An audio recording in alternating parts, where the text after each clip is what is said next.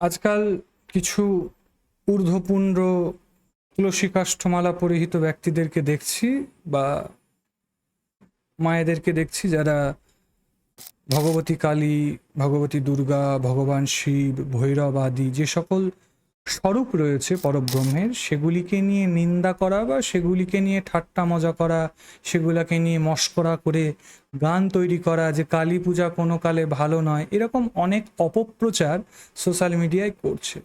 তা আমি সেই সব বৈষ্ণবদেরকে বলবো, আমিও একজন বৈষ্ণব ভাবধারার মানুষ, আমি নিজেকে বৈষ্ণব স্বীকৃতি দিতে পারি না, বৈষ্ণবের মতো যোগ্যতা আমার মধ্যে নেই, তবে আমি বৈষ্ণব শাস্ত্রের মত এবং বৈষ্ণব সিদ্ধান্তকে সবসময় পাথেয় করে চলি।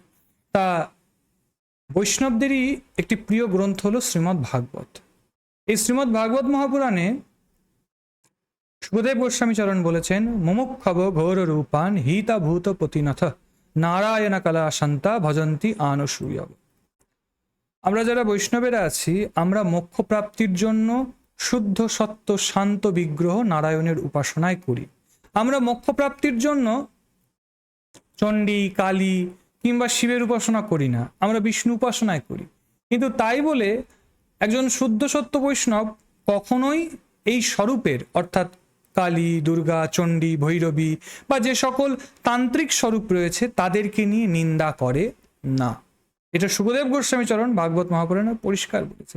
আর এইরকম শাস্ত্র বাক্যকে না মেনে যে ধর্ম প্রচার করছে বা ধর্ম করছে, সে হরিভক্ত হোক না কেন, তার ভক্তির সার্থকতা নেই। এটা আমি বলছি না, ভক্তিরসামৃত সিন্ধু গ্রন্থে রূপ গোস্বামী বলেছেন, শ্রুতি স্মৃতি পুরাণাদি পঞ্চরাত্র বিধিং বিনা ঐকান্তিকে এর হরিরা ভক্তির উৎপাতৈব কল্পতে।